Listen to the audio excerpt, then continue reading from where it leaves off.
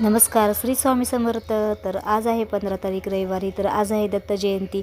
मी घरच्या घरी साजरी केलेली आहे. तर इथे छान सुंदर मला फुलं भेटले होते फ्रेश. तर खूप छान वाटत होतं आणि माझ्याकडे दत्ताची मूर्ती होती. तर अभिषेक केला. त्यानंतर मी सगळी छान सुंदर पूजा केली. तुम्ही बघू शकता आणि दर्शन घ्या स्वामीचं आणि दत्तगुरूंचं.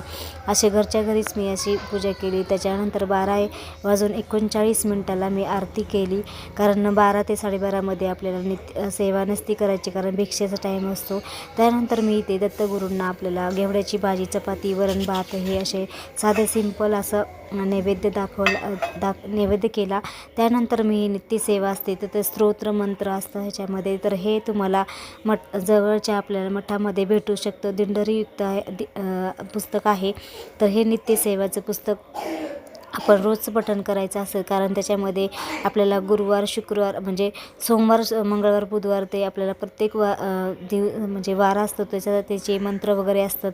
कुलदेवतेची सेवा कशी करायची ह्याच्यामध्ये सगळं आहे. तर आपल्या प्रत्येक वारीनुसार आपल्याला हे करायचं, म्हणजे स्तोत्र मंत्र आहे याच्यामध्ये. कारण खूप पुस्तक छान आहे. तर मी ते ही सेवा करत असते रोजची. तर त्याच्यामध्ये आपल्याला दत्तगुरूंचा दिगंबरा दिगंबरा श्रीपाद वल्लभ दिगंबरा हा मंत्र जरी तुम्ही केला तरी तो खूप छान आहे. आजच्या दिवशी खूप छान प्रभावी सेवा करा, कारण खूप छान प्रभावी सेवा केल्यामुळे आपल्याला खूप छान आशीर्वाद पण मिळतात देवांचे. आणि मला हे अनुभव आहे त्यामुळे मी तुमच्यासोबत शेअर करते. तर अशी प्रसन्न अशी साधी सिंपल साजरी केली घरच्या घरी. त्यानंतर मी अशी नैवेद्य दाखवला देवांना. तर आरती करून झाल्यास नैवेद्य दाखवला आणि त्यानंतर मी छान अशी सुंदर जप केला आणि अशा प्रकारे माझी सगळी सेवा झालेली आहे.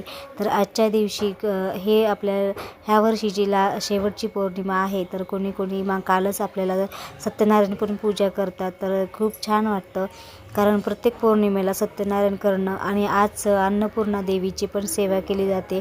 तर अन्नपूर्णा देवीची पण अशी छान पौर्णिमेच्या दिवशी पूजा केली. आणि माझं इथे थोडंसं जप करत बसले होती. आणि जप झाल्यावरती देवांचा आशीर्वाद घेतला. आणि इथे मिनी व्लॉगचा मी एंड करते. तोपर्यंत सगळ्यांना बाय बाय. श्री स्वामी समर्थ.